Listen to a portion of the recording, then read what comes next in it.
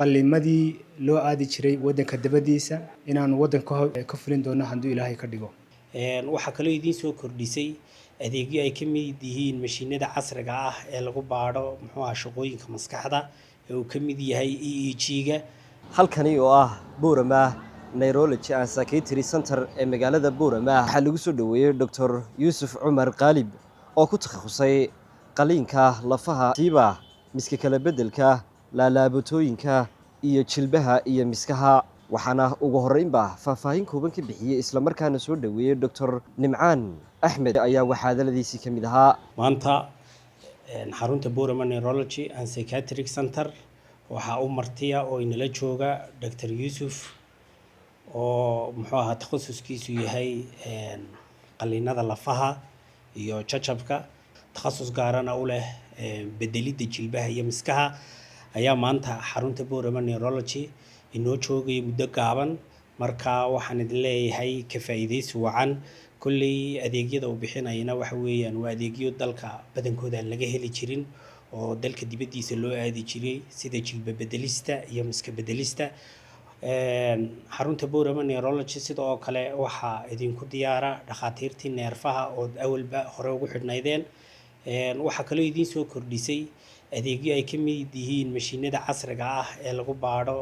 shaqooyinka maskaxda ee uu ka mid yahay EEG-ga mashiinkaas oo ah mashiinada u dambeeyay marka waxaan oran lahayn xarumaha kale iyo cid walba u baahanba waa ku diyaar isagoo wata reportkiisii iyo turjumaadiisiiba marka waxaan soo wada dhaweynaynaa insha Allah Dr. Yuusuf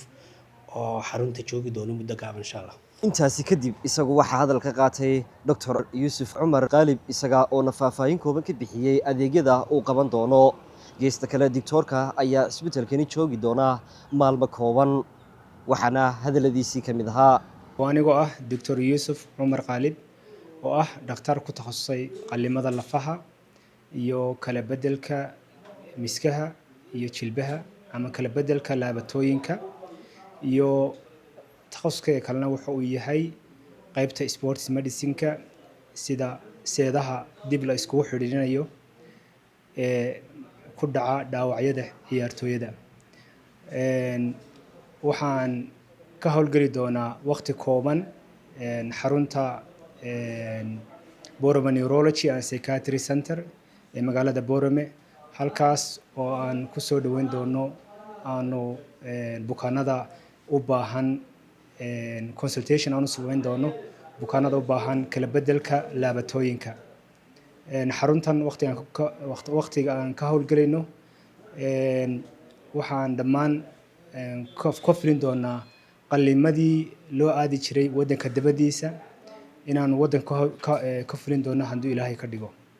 marka waqtiga kooban aan xaruntan ka howlgalay doono waan idin soo dhaweynaynaa Amiin Said Caataye warbaahinta Cishq TV magaalada Boorama